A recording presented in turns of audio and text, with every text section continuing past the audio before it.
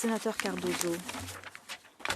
Merci, Madame la Présidente. C'est un honneur de lancer cette interpellation sur le drapeau canadien, le jour du drapeau, qui est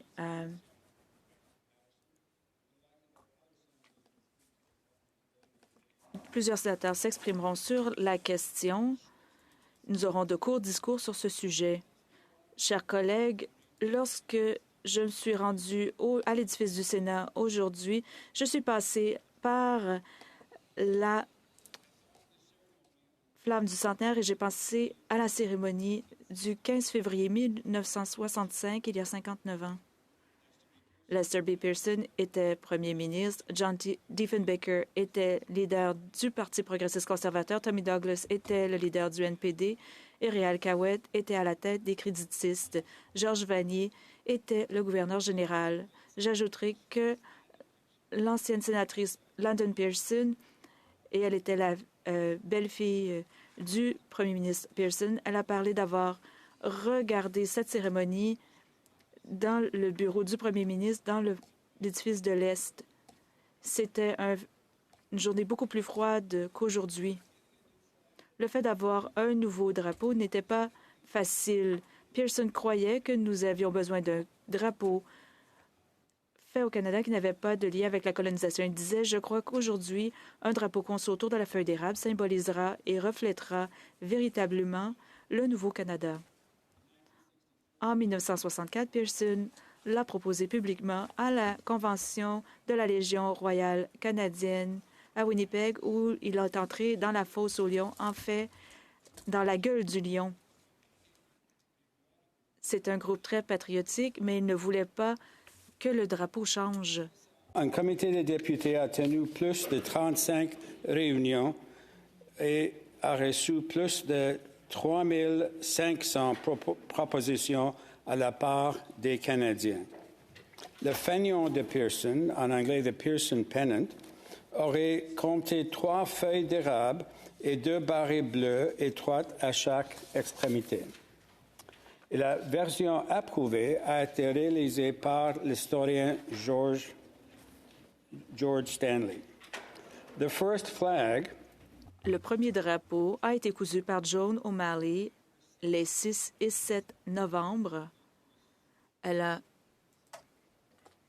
cousu cela pendant la nuit. Elle est l'une des 2 seules femmes à figurer dans l'histoire du drapeau canadien. De façon intéressante, l'autre femme était Margaret Conant, l'une des rares femmes députées à l'époque. Elle était une députée libérale de Winnipeg, d'ascendance métisse, la seule personne autochtone à jouer un rôle clé dans l'élaboration du drapeau. Le drapeau a été approuvé par la Chambre des communes le 15 décembre. Le vote final était à 2 heures du matin et c'était après un débat de 6 mois dans la Chambre des communes. Il a ensuite été renvoyé au Sénat pour un vote ici présent. Donc, il a été adopté le 15 décembre à la Chambre des communes. Et donc, savez-vous quand ça a été adopté au Sénat? Le 17 décembre. La réflexion a été plutôt rapide. Donc, ils auraient pu avoir un comité plénier et non un examen en comité. La sénatrice Moody en aurait été désolée. Désolée si c'est trop tôt. La reine lui a accordé la sanction royale le 28 janvier à Londres, une occasion où Pearson et Diefenbaker étaient présents. Diefenbaker s'opposait complètement au drapeau, mais une fois qu'il a été adopté, il était là pour être présent pour la sanction royale. Toutefois, l'occasion n'était pas très joyeuse parce que le premier ministre et le leader de l'opposition étaient présents à Londres pour les funérailles de Winston Churchill. Il était décédé le 24 janvier et entre la semaine de son décès et ses funérailles, eh bien, le drapeau a reçu la sanction royale. C'est donc le 15 février que le nouveau drapeau à la feuille d'érable est devenu officiellement le drapeau du Canada. et qu'il a été levé sur la colline parlementaire. Il est devenu un symbole bien connu dans le monde entier que les Canadiens peuvent porter avec fierté. On voit que des gens le mettent sur leur sac à dos à l'étranger pour être mieux acceptés. Il s'agit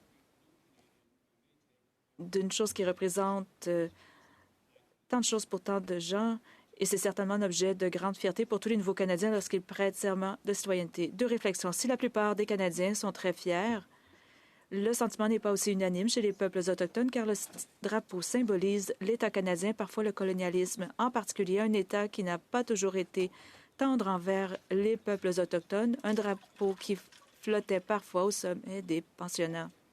Plus récemment, je me suis inquiétée de l'appropriation d'un autre drapeau canadien par des personnes qui veulent que les gouvernements soient renversés par des moyens non démocratiques et qui estiment qu'une occupation prolongée et illégale de la capitale de notre pays et le harcèlement de citoyens innocents constituent une forme acceptable de désobéissance civile. Ils abordent ce signe de protestation, parfois à l'envers et parfois dégradé. À ma manière, je tiens à dire que notre feuille d'érable et notre drapeau symbolisent notre pays, notre peuple, notre société, et que nous devons le respecter et le défendre.